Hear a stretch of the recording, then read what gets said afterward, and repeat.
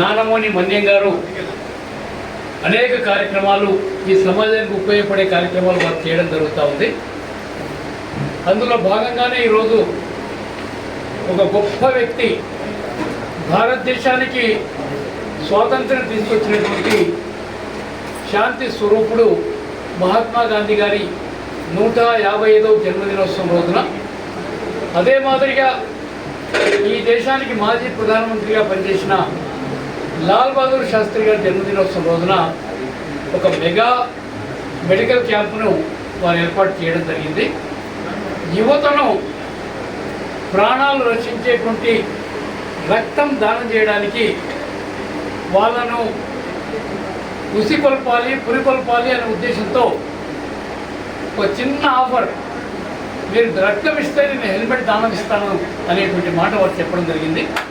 అందుకనే ఒక 31 మందికి 31 మంది సంఖ్య ఎందుకు పెట్టుకున్నాడో మన్యమన్న నాకు తెలియదు. 31 సంవత్సరాలు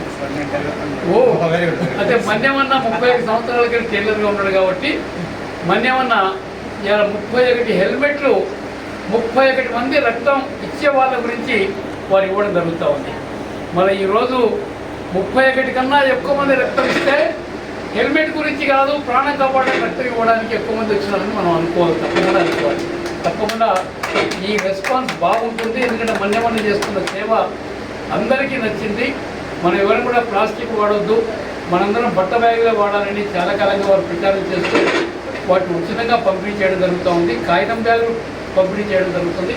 అంటే సమాజంలో మన్యమన్నను చూసి మనం నేర్చుకోవాల్సిందే ఉంటే, ఉన్నవాడే ప్రజా సంక్షేమ కార్యక్రమాలు చేయగలుగుతాడని కాదు, మధ్యతరగతి కన్నా కింద ఉండేవాళ్ళు కూడా, కొంత సంపాదన ఉండేవాళ్ళు కూడా ప్రజా శ్రేయస్సు గురించి మా వంతు మేము కర్తవ్యం మేము చేస్తామనేటువంటి ఒక మంచి ఉద్దేశంతో వారు ముందుకు రావడం జరిగింది. ఇది మనందరికీ స్ఫూర్తి కావాలి.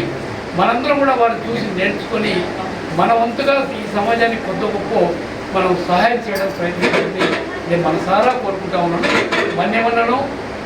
మన్యమన్న భార్య గారిని, వారి కుమార్తెను, వారి మిగతా కుటుంబ సభ్యులను, బంధువులను, స్నేహితులను కూడా హృదయపూర్వకంగా అభినందిస్తున్నా ఈ రోజు.